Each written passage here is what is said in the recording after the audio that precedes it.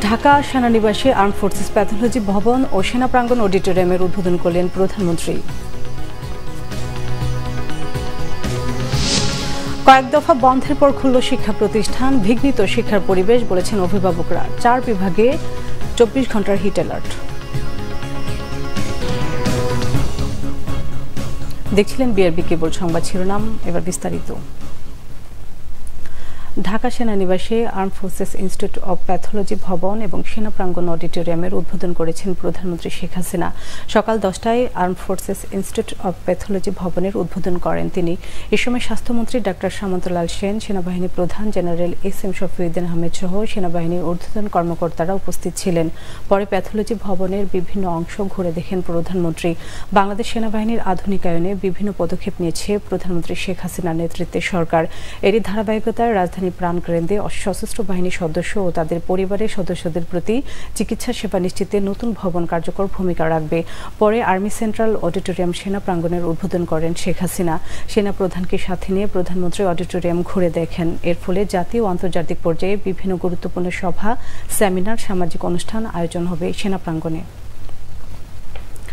কয়েক দফায় বন্ধের পর আজ খুলেছে দেশের সব স্কুল, কলেজ ও মাদ্রাসা। সকালে রাজধানীর বিভিন্ন শিক্ষা প্রতিষ্ঠানে শিক্ষার্থীদের নির্ধারিত সময়ে পৌঁছাতে দেখা গেছে। টানা বেশ কিছুদিন তীব্র গরম থাকলেও রবিবার সকালে তাপমাত্রা কিছুটা কম ছিল। আবার শনিবার রাতে বিভিন্ন এলাকায় বৃষ্টি হওয়ায় সার্বিকভাবে তাপমাত্রা কম অনুভূত হচ্ছে। এতে করে শিক্ষার্থীরাও কিছুটা স্বস্তিতে ক্লাস করতে পারছে। অভিভাবকরা জানিয়েছেন, বারবার সিদ্ধান্ত পরিবর্তন করায় সন্তানদের শিক্ষার পরিবেশ বিঘ্নিত হচ্ছে। প্রকৃতির বৈরতার সাথে পাল্লা দিয়ে শিক্ষা প্রতিষ্ঠানের পরিবেশ উন্নত করার উপর গুরুত্ব দেওয়ার পরামর্শ অভিভাবকদের।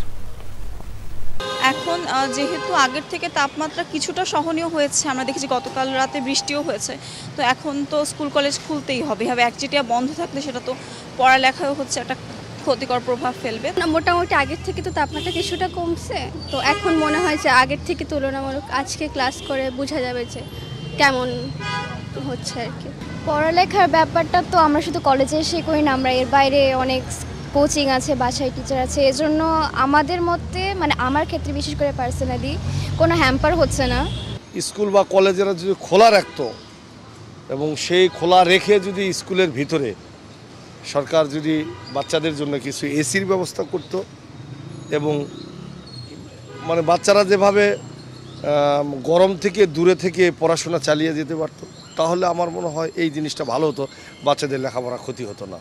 এসি না হোক, পর্যাপ্ত ফ্যানের ব্যবস্থা থাকলে বাচ্চারা, যেহেতু এই গরমে সবাই অনেক বাচ্চা একসাথে গাদাগাদি করে বসতে হয়। স্কুল খোলা রাখা দরকার ছিল এবং ঢাকা পর্যাপ্ত স্কুলের সে পর্যাপ্ত ব্যবস্থা আছে কিনা। দরকার হয় স্কুলে জেনারেটর আছে, জেনারেটর চলে না, এবং মানে পর্যাপ্ত ফ্যানের ব্যবস্থা নাই। কিছু মানে বলতো যে হ্যাঁ স্কুলের ফান্ড থেকে মানে চারিপাশে 4টে স্ট্যান্ড ফ্যান রাখুক। এই ছিল এখনকার মতো। পরের সংবাদ দুপুর 2টায়। তার আগে একটাই রয়েছে নিউজ টপ 10 দেখার আমন্ত্রণ রইল। এছাড়া বাংলা ভিশন সংবাদ ও সংবাদ সংশ্লিষ্ট অনুষ্ঠান দেখতে ভিজিট করুন www.bvnews24.com ও facebook.com/banglavisionnews এবং সাবস্ক্রাইব করুন youtube.com/banglavisionnews। এতক্ষণ সাথে থাকার জন্য ধন্যবাদ।